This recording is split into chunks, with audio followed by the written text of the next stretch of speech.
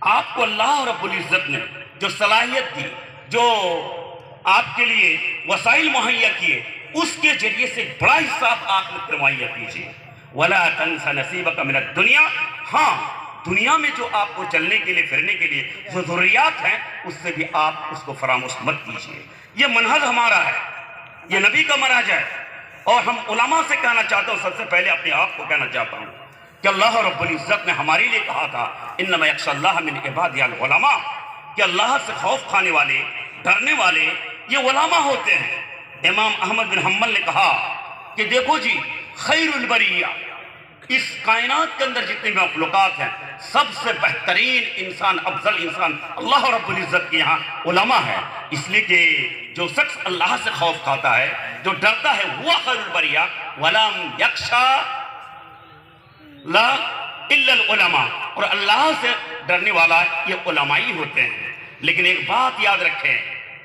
لم یغب عن بالک، تمہارے دل و دماغ سے بات اڑنی نہیں چاہیے، ہٹنی نہیں چاہیے کہ لا یکون العالم عالما الا اذا کان عاملا، عالم اس وقت عالم کہا جانے کا حق نہیں رکھتے جب تک کہ اس کے اندر عمل نہ ہو۔ شیخ سعدی نے یہ کہا تھا، علم چندہ کے دانی گر در تو عمل لست نہ دانی، اگر بہت تو کچھ پڑھ لو گے،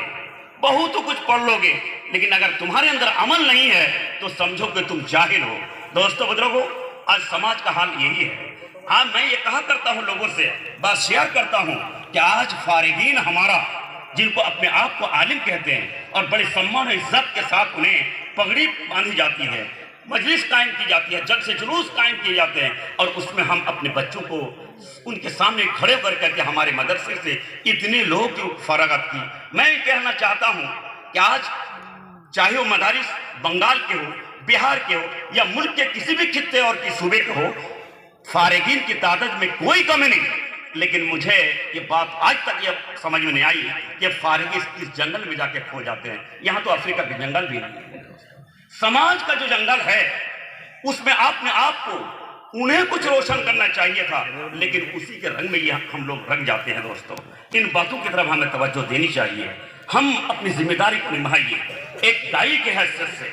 ایک مبلغ کی حیثیت سے، ایک مدرس کی حیثیت سے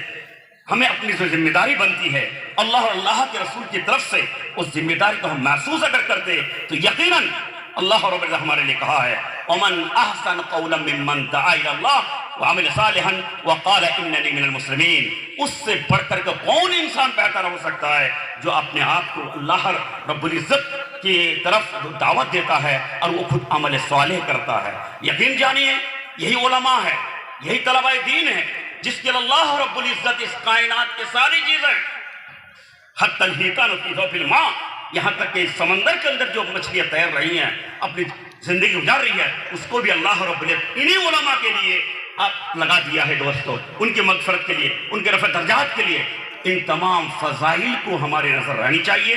اور اس دنیا کو ہم ساری چیزیں نہ سمجھیں، پیٹ کو بھی ساری چیز نہ سمجھیں۔ اللہ رب العزت نے قرآن حکیم کے اندر فرمایا من عمل صالحا من ذکر و انثى وهو مؤمن فلنحيينه حیاة طیبہ ولنجزینهم اجرهم بأحسن ما كانوا يعملون۔ اللہ رب العزت اس آیت کے اندر فرماتے ہیں من عمل صالحا، جس نے نیک عمل کیا۔ من کے اندر ساری باتیں ہیں، مذکر بھی ہو سکتے، مؤنث بھی ہو سکتے، مرد بھی ہو سکتے، عورت بھی ہو سکتی، لیکن اللہ رب العزت نے پھر تفصیل کر دی من ذکر او انثى، چاہے وہ مرد ہو چاہے عورت ہو، وہو مومن، وہ اپنے آپ کو مومن بتاتا ہے۔ اس لیے کہ کوئی بھی عمل جب تک ہمارا وشواس اللہ رب پر نہیں ہوگا، عقیدہ مضبوط نہیں ہوگا، تو وہ عمل کبھی بھی کامیاب نہیں ہو سکتے۔ وہ ایسی ہوگی جس بے بنیاد آپ دیواریں کھڑے کر رہے ہیں۔ اس لیے اللہ نے کہا وَهُوَ مُؤْمِنٌ فَلَنُحْيِيَنَّهُ حَيَاةً طَيِّبَةً، ہم اس کو ایک اچھی زندگی دیں گے دنیا میں بھی،